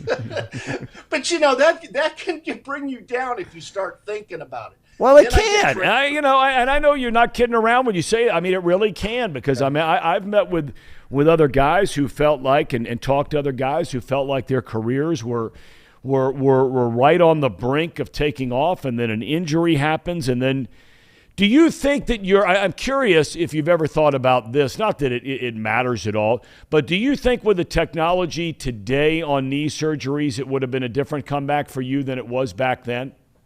Man, you're asking some great questions. I had an MRI done in Cincinnati when I heard it, and the MRI came back negative. There was nothing wrong with it. So there were only, at the time, 2 MRI machines in the entire country. So after Buck Rogers, who was the manager of Montreal, said, Tracy, I'm tired of watching you limp on one leg. He says, you need to get surgery. When they operated on me, the doctor said afterwards, how in the hell did you play on that knee? He said there was a divot the size of a quarter underneath your kneecap. So I had the surgery, and you know what they told me back then, Tom? Mm-mm. They told me that, hey, you need to take 2 months off. Instead of doing any type of rehab, take 2 months off. So needless to say, my knee just kind of locked up. Yep. I never had the speed that I once had. I mean, when I got hurt that night, I was second in the National League in stolen bases. And I'm not saying I was better than Paul O'Neill, because Paul O'Neill is a friend of mine, great player, just had his number retired with the Yankees. I'm not saying that, but I'm telling you what led up to that, that injury. You were doing it. All right. I want to shift. I'm glad we had that conversation. I really mean this because, I mean, I've known you for a long time, but I've really never had a chance to ask you that question. All the years that you were on the radio here in Cincinnati, you never really talked about this and got into it, and you playfully have fun and all that kind of thing. But look, for you and your life, this was a very serious topic. It was a serious topic, and I don't bring it up on the radio, and because nobody's going to feel sorry for me. You don't feel sorry. Do you feel sorry for me? You know Tom? what? I do. You do, don't you? I really so do. Your dad wouldn't feel sorry for me. Not a chance. Not a chance. He'd have wondered let's why, move. unlike the doctor who asked you how you played with a divot in your knee, he would have asked you just like he used to ask me, why didn't you play better despite that divot in your knee? It's tough playing in the big leagues, period. But to play it on one leg, and speed was an important part of my game. I mean, I went from being one of the fastest players in the National League to being below average, getting down to first base. And that's pretty sad. Hey, a cat like you over the weekend, I didn't get into the whole WEBN fireworks show and all that kind of thing. I remember years and years ago, you and I were at some event by Cincinnati Bell, I think, and John Burns, where we were both watching the fireworks. But, for many, many years, you lived down there by the river. Did you hang out and watch the fireworks over the weekend, or that's not your thing? First of all, people who watch fireworks are hillbillies. They sit there, drink Old Milwaukee, and watch fireworks. You've seen one fireworks. You've seen them all. People get excited, with sparklers. You remember those snakes you used to put on the ground? They used to make that black stain on the cement. You ever have a fireworks like that? I mean, that's what people do right below my building. Drink Old Milwaukee and watch the fireworks and go, ooh, wow. Come on. I'm better than that. Did you just call people who watch fireworks hillbillies? Did I say that? I'm sorry. Listen, I'll be honest with you. I did watch the fireworks, but I was drinking Grey Goose. So you did watch them. I kind of like fireworks a little bit. To stop the act a little bit, I actually like the fireworks, and I thought they were very good this year. So when you have, now I'm a beer drinker, okay? I'm not a mixed drink guy. I'm not a all the rage over the last few years, wine drinking and all that. If you were watching the fireworks, are you having a beer or are you one of those wine guys? Or are you like a high noon guy? First of all, I don't drink. First of all, I only eat once a day. I fast throughout the day. I only eat one time a day, and then I have a couple of cocktails, and then I eat my dinner. I am not a beer guy. That's kind of a ham and egger thing. I drink, and I told you this, but you weren't listening to me. You remind me so much of your dad. Grey Goose.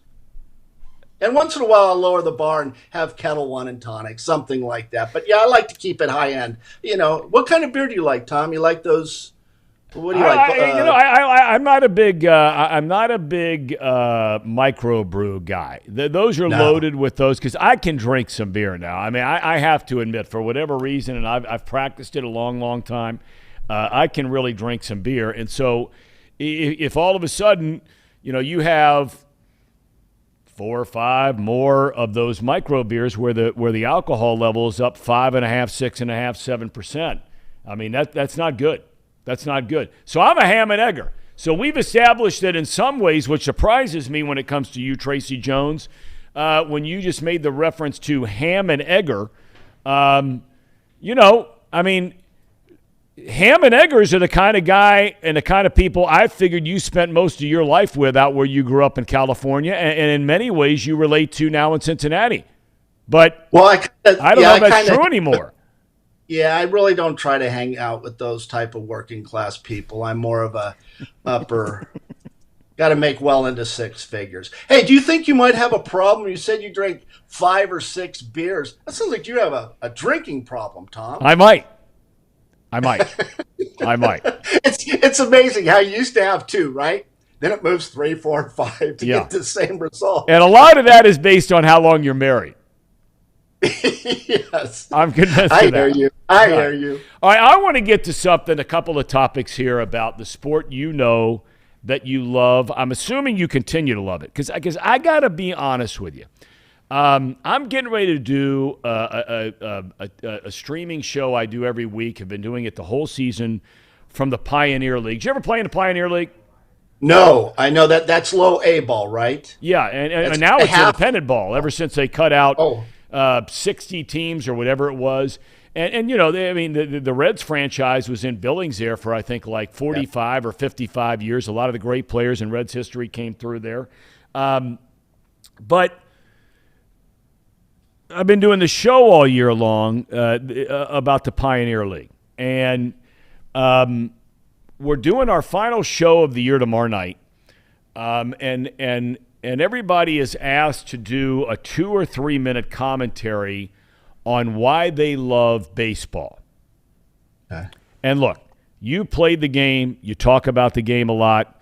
I had the blessing and the privilege of broadcasting it 33 years. I hope I get a chance to do it again. But, Tracy, baseball is not the same game today that you played. It's not even the same game that was played as recently as 15 years ago. Better or worse now?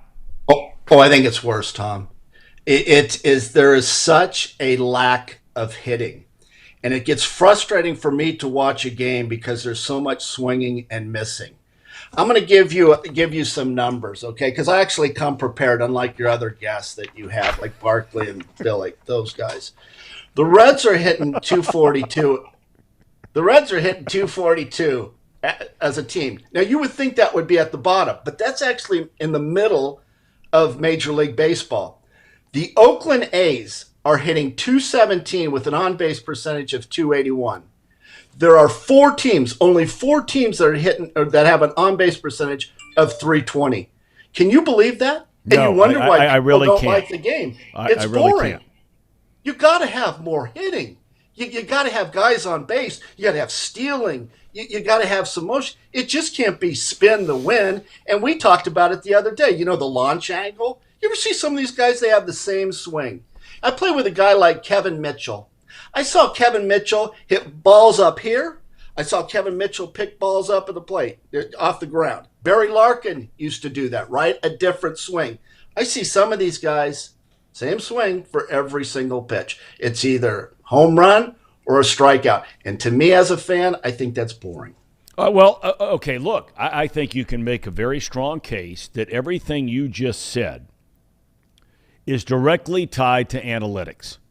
And this is one of the hot button topics of baseball fans. You've got an entire generation of people that believe that analytics is like the holy grail out there, right? That all the answers are involved in analytics. And you just mentioned the Oakland Athletics. The guy who, quote unquote, made analytics famous is actually one of my favorite people I've ever been around in the game as a guy is Billy Beane. I love Billy Beane. He's a cool guy. He's a smart guy. He's a fun guy. He loves to laugh. He loves to have fun. I just really like the guy. But he was a horrible player, by the way. Well, he might have been a horrible player, but he's a good general manager. But the point I'm making is this: that all the people who will argue that analytics is the end all and be all, they'll point at teams like the Boston Red Sox or something. When Theo Epstein was there, and I'd say, wait a minute. I thought the idea of analytics was to find players that could do certain things very, very well, and that you could go and sign those players and scout those players and develop those players, and they wouldn't cost you a fortune, right? One day. You could go find those little, sort of diamonds in the rough everywhere, right? Every team has bought all in, and the Boston Red Sox were not one of those teams, an analytics team when you're spending $200 million a year on payroll, right? The Oakland A's are still trying it with analytics with a payroll of whatever it is, $30 million. And for them, you just gave the numbers, and it ain't working. But that's the reason you don't see any hitting anymore. Well, I think one of the numbers that Billy Beane, and he is a great general manager, that he focuses in on, and I thought that was a big number, is the on-base percentage. Yep. Right? I mean, you can't score any runs if you're not getting on base. So that analytic thing is fine, and I understand that being a piece. I did a show with your dad about a week ago saying what I would do if I was general manager. And what I would do is I'd hire the 3 best scouts in baseball. 3 best ones. I don't know who they are. There could be one from Seattle, one from the Tigers, and one from the Mariners. I don't know. But I would pay those guys top-notch price. I'd pay them the most, that you could pay. I mean, maybe $500,000, because I think scouting is the most important part. I'd have them fly first class, stay in the nicest hotels, and take care of those guys. I think a lot of time is wasted I see scouts in the stands still to this day just sitting there with marking things down. You need those top-notch scouts. You really do. And that's what made the Reds great back in when I played. I'm not talking about, but the scouting that they had, the Larry Doty, the Larry Barton Jr. and Sr. You had Gene Bennett, who wanted to draft Jeter. Instead, Jim Bowden, old leather pants, took Chad Mottola, right? Can you imagine an infield of Jeter and Barry Larkin? Who would have played shortstop? Well, that would have been, and I read this the other day, that would have been Barry Larkin. They were going to move Jeter to center field, and Barry was not going to move from playing shortstop. A lot of people don't know this, but Kurt Stillwell was pretty good back then Yes, he was. right? Yes, he was. And there was a thing going back and forth about who was going to move over and play second base. Pete wanted, and Pete might correct me on this, he wanted to move Barry Larkin to second. And Barry said, I'm not moving. Yeah. And Kurt says, I'll move. Yeah. And the rest is history. Rest is history. 2 good shortstops, though. 2 good shortstops. And Stillwell had a nice career. Larkin, a Hall of Famer. We know all about him, his entire career with the Reds. When it comes to some of the issues of the game, and a lot because of what you just talked about, strikeouts, walks, home runs, right? That percentage has been steadily climbing fast as an end result of at-bats. Now, I understand this year maybe it's come, leveled off a little bit, but that's been doing one of these. It's up in the high 30% or low 40%. Pace of play. Look, when you got a lot of guys walking, you got a lot of striking out, you got a lot of pitches being thrown, you got a lot of pitches being taken, pace of play. Do you think Major League Baseball should and will adopt a pitch clock? Well, let me say this, and you talk about the time of baseball game. I think it's up to 3 hours and 10 minutes when it used to be 2 hours and 30 minutes. When I was watching the fireworks, Tom, with all the hillbillies having my Grey Goose and tonic, I was also watching Godfather 1 and 2 back to back. That was 5 hours of watching TV. I never said, oh man, this is going on too long. This is too long of a movie. I enjoyed the whole Godfather 1 and Godfather 2. Now, Godfather 3 was terrible. Francis Ford Coppola's daughter was a terrible actress in that. But my point being is, you worry about time.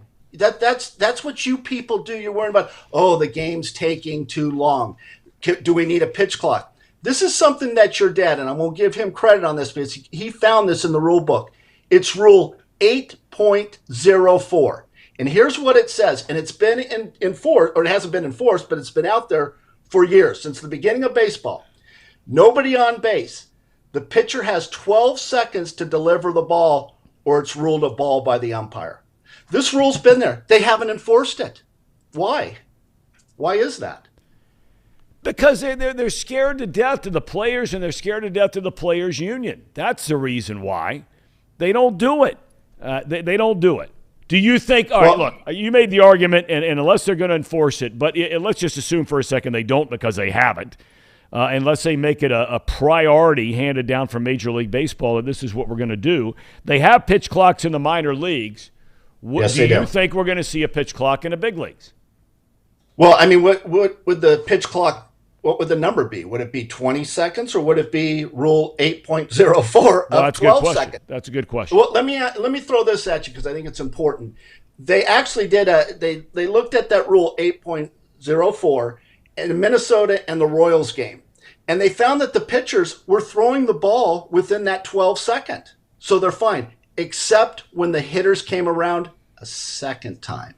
They slowed it down. And then when you get the relief pitchers in there, they really, really slow it down. Thom, you broadcast a million games, right? Do you ever notice how those first 3 innings go really fast? Yeah.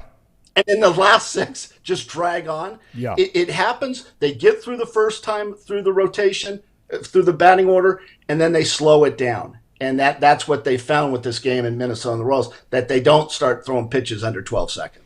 Despite the fact that you clearly have painted yourself as a borderline elitist in the last 15 minutes of this program, you were always a union guy back in your playing days, okay? And I know you were, right there as part of the Players Association. God bless you. Do you think now, as you look at what's going on in baseball, and look, the numbers are starting to do one of these, right? TV ratings, attendance, all these sorts of things. Do you think it would behoove, I know that's a big word, do you think it would behoove the players' union to consider a salary cap? Or revenue sharing? Is that all the above, kind of like an NFL or an NBA or a NHL model. I don't know which of those 3 actually has the best, but you know what I'm getting at. Ultimately, yeah, you'd have to include revenue sharing as part of the sales pitch to the players to give consideration to something that they completely say not a chance. But do you think, with the state of the game being what it is now, do you think that the union should consider entertaining an idea of a salary cap? I think it's a great idea, and they've thrown it around before in the past. I just don't know how you compete if you're like the Royals or the Reds or the Oakland A's or the Pittsburgh Pirates. It's just so tough. And what makes football great is one team could be at the bottom and the next year, they're winning the division. I mean, it's so competitive. And let me just say something about our union. We have the greatest union ever. I'm actually taking my pension for the first time at 62. It maxes out. I've delayed it long enough. I get it at 62. And I called him up the other day and I says, listen, I don't need the money. I'm rich. I don't need it. He says, Tracy, you have to take your pension now because you're not going to get any more on the upside. So I'm taking it at 62 in case anybody was interested. So what are you doing with all that money now between your financial planning business, being basically a landlord, thousands and thousands of units all over. I didn't say that. You said that. No, I am a slumlord. And now being a huge part of this program, which we know is a huge payday for everybody involved. What are you going to do with all that extra money from the pension? I just count it. I just look at the check and I just put it in investments and just, when I put it in, it's still rich. Like that, everything's. I'm very lucky, and all kidding aside, I'm very lucky. My wife does quite well, but she works about 14 hours a day. I keep kidding around. She probably makes $4 an hour. A working fool. I probably put in. I mean, it's tough for me because I usually wake up about 11 o'clock. I mean, it's tough to get out of bed when you're sleeping in silk pajamas. I usually just, going to have lunch. I probably put in 3 hours a week in work. And now you're going to I'm going to have to do some more work here. I did a lot of research for your show. You know what? Though. I'm very impressed. And I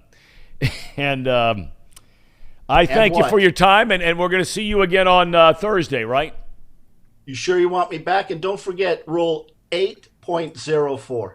Okay. Are we going to pub? I mean, do you need any pub for your financial services business, anything like that, or you just got everything on cruise control? I've got everything on cruise control. I'm living the life of Riley. Okay. All right, Tracy, thank you. See you, Tommy. See you, buddy. Tracy Jones. I mean, that guy is the freaking best, man. That guy is the best. He told me, he said, look, if you ask me to come on this show regularly, there's a chance I'm going to make somebody mad. I said, I don't care. I said, it makes no difference to me whatsoever. Okay, tomorrow we will be joined by Dan Horde, the voice of the Bengals and the Bearcats. UC getting ready for its home opener. The Bengals, of course, getting ready for week 1 of the NFL season, hosting the Steelers. We begin tomorrow, and we will have this every Wednesday. We're going to call it The Big Interview, right? And our inaugural guest is one of the biggest and baddest dudes around on the field, a big, giant teddy bear off the field, Hall of Fame offensive tackle, Anthony Munoz will be our guest tomorrow. That will be an extended interview with the Hall of Famer, Anthony Munoz. I'd like to thank our producers, Casey McAllister and Brandon Seho. We thank our show content contributor, Mr. Paul Frischner. Our executive producer at Chatterbox Sports is Trace Fowler. Now, remember, I'm going to tell you each and every day, we're here from 10 a.m. to 12, live, every day, 5 days a week, okay? Stream us, go to YouTube, search Chatterbox Sports, hit subscribe, hit like if you like it, get notifications, okay? And you'll be dialed in on every single day. And before we get out of here today, and by the way, we're available on anywhere you find your podcast.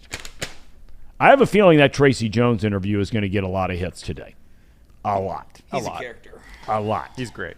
He is great. I love Tracy Jones.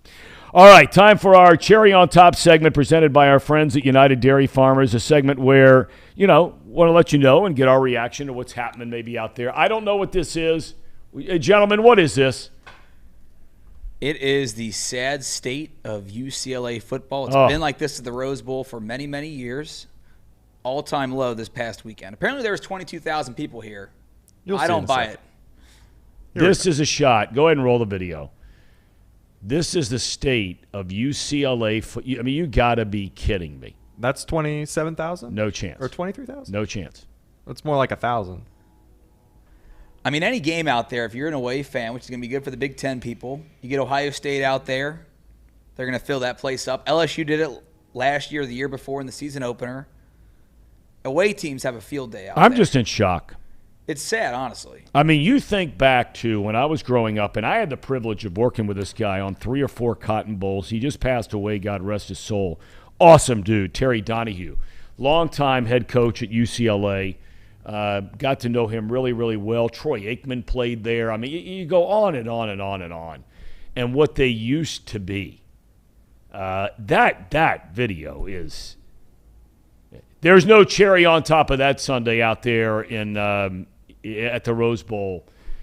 And you're right. I mean, in 2 years from now, when Ohio State, Wisconsin, Michigan, and look, I'd go right down the road. Iowa, Indiana, Nebraska, you pick the team that goes out there to play UCLA, they'll have 85 to 90% of the Rose Bowl filled with the visiting school's fans. And that's Chip Kelly, the head coach here at UCLA. What on earth has happened to UCLA football? All right. Look forward to seeing you again tomorrow. Thanks so much for being with us. This is Off the Bench presented by UDF. I'm Thom Brennaman. Have a great day. See you mañana.